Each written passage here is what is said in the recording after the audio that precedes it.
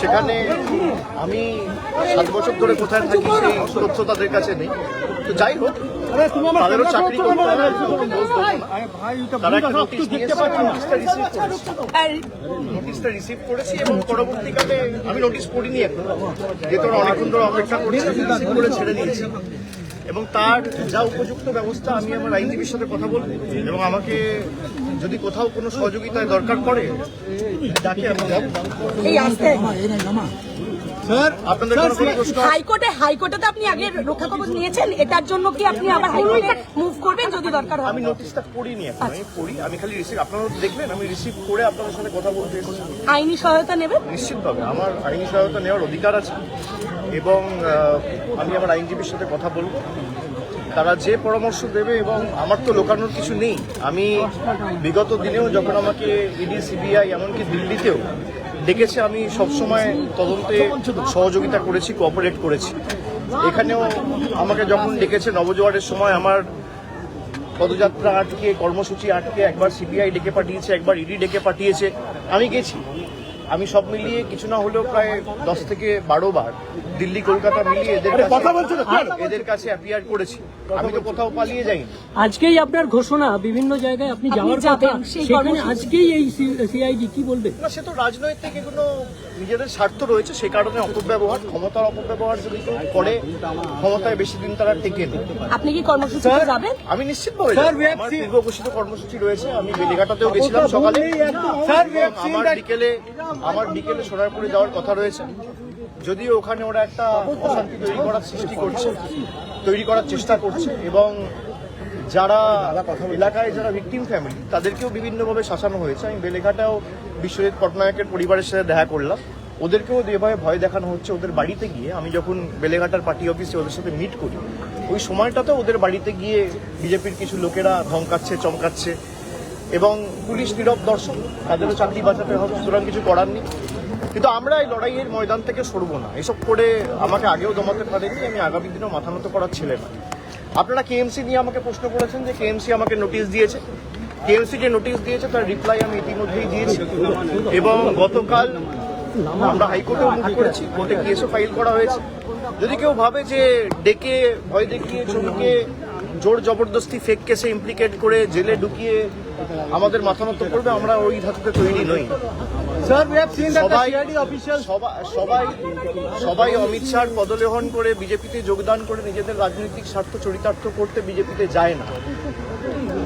যাদের মাথার উপর 2, 3, 4টে করে সিবিআই, ইডি কেস ঝুলছে, যাদের মাথায় 2, 3, 4টে করে ইডি, সিবিআই কেস ঝুলছে, তারা আজকে দুর্নীতি নিয়ে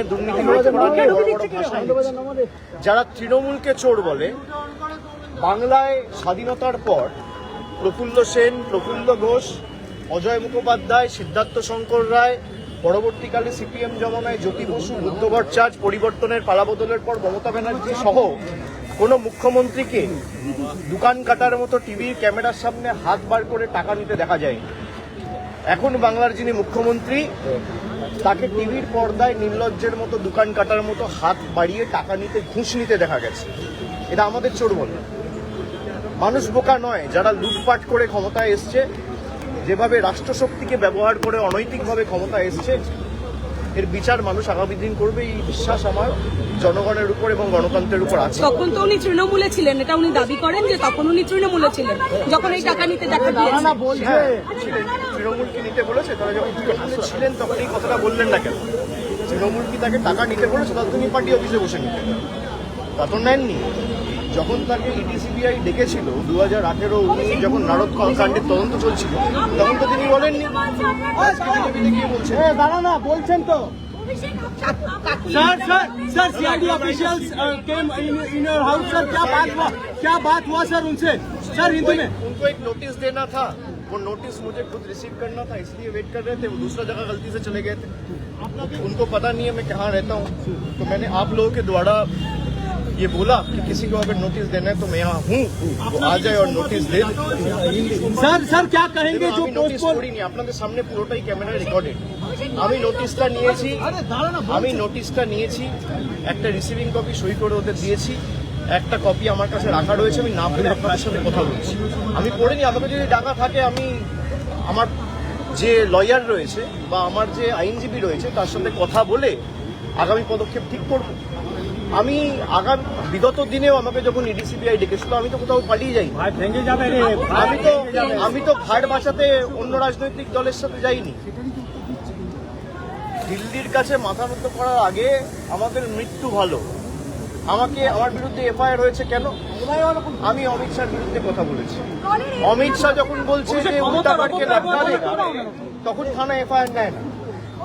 যখন বলছে যখন গর্ত করে ফুটে দেবো তখন কোনো ব্যবস্থা নেওয়া যাবে না, তখন সব চুপ।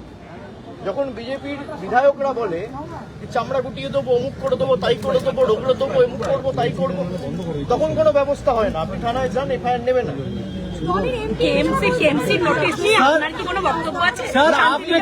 আমার থেকে শুনুন, কেএমসি একটা নোটিশ দিয়েছে যে আপনার বাড়িতে ডিভিয়েশন আছে, এবং আমাকে যে নোটিশটা দিয়েছিল ওখানে লেখা রয়েছে enclosed, please find the brief with regard to the deviation and other details. কিন্তু কোন রকম কোনো ব্রিফ বা কোনো ডিটেলস আমাকে জমা দেওয়া হয়। আনন্দবাজার একটু নামাবো, পুরো ক্যামেরা ঘিরে গেল। যখন তারা নোটিশটা সার্ভ করতে এসেছিল আমার কাছে পুরো সিসিটিভি ফুটেজ রয়েছে যে তারা কোনো ডিভিয়েশন বা ব্রিফ ছাড়া খালি নোটিশটা লাগিয়ে চলে গেছে। আমি তার রিপ্লাই দিয়েছি এবং আইনত আমি টেক আপ করে গতকাল হাইকোর্টে মামলা ফাইল করেছি। মামলা বিচারাধীন, কোর্টে বিচারক। सर आपके खिलाफ एफआईआर भी किया गया है अमित शाह के ऊपर बोलने के लिए। जो करना है करे, जो करना है करे। अगर बीजेपी को लगता है भाई, पहले आप ये पहले समझ लो कि पहले ईडीसीबीआई थे, अब बंगाल पुलिस और कोलकाता पुलिस आ गया, साथ में केएमसी आ गया। अरे दादा ना, पहले 2-3 इन्वेस्टिगेटिंग एजेंसीज थे, अभी 5 है। उनको लगता है कि भाई 5-6 एजेंसीज को लगाऊंगा और इसको कैसे भी भाई गुमराह करके सर झुकवाऊंगा। मैं वैसा आदमी नहीं हूँ। आप गला भी काट देंगे, आप कुछ भी कर दो, आपको 10 बार सोचना पड़ेगा, आपको 7 बार जन्म लेना पड़ेगा मुझे झुकाने के लिए। हम लोग तो गद्दार नहीं है। अरे ক্ষমতা থাকলে গ্রেফতার করে নিয়ে যান, আপনি কি ভাবেন আমাকে? सर আমি আইনত তো লড়বো, আপনি ফলস কেসে ইমপ্লিকেট করে আমাকে গ্রেফতার করুন, আপনি গ্রেফতার করে নিয়ে যান। সিআইডি আপনার, ইডি আপনার, সিবিআই আপনার, কলকাতা পুলিশ আপনার, ওয়েস্ট বেঙ্গল পুলিশ আপনার, নিয়ে যান। আমি তো পালিয়ে যাচ্ছি, আমি এখানে ক্ষমতা। सर पोस्ट पोल वायलेंस में जो लोग पीड़ित है उनके साथ आज मुलाकात करने जाएंगे। सर क्या अवस्था में अभी है? मैं गया था सुबह, एक परिवार से मिला था, अभी फिर आधे घंटे 1 घंटे में निकलूंगा, दूसरा एक परिवार से मिलने जाऊंगा। सर ये होल्डिंग सेंटर्स के ऊपर क्या कहना है? होल्डिंग सेंटर्स जो सेटअप किया गया है, सर होल्डिंग सेंटर्स के ऊपर क्या कहना है? আপনার কানে কানে বলেছে, আপনার কানে কানে বলেছে দল সমষ্টিগত পরিবার, দলে আলোচনা করার সুযোগ রয়েছে। सर আলোচনা করছে, দলের ভিতর অনেকে সমালোচনা করছে, আমি পুরোটাকেই স্বাগত জানাই। सर होल्डिंग सेंटर के ऊपर क्या कहना है? सर उसमें देखा कोई रूल फॉलो नहीं करके किया गया।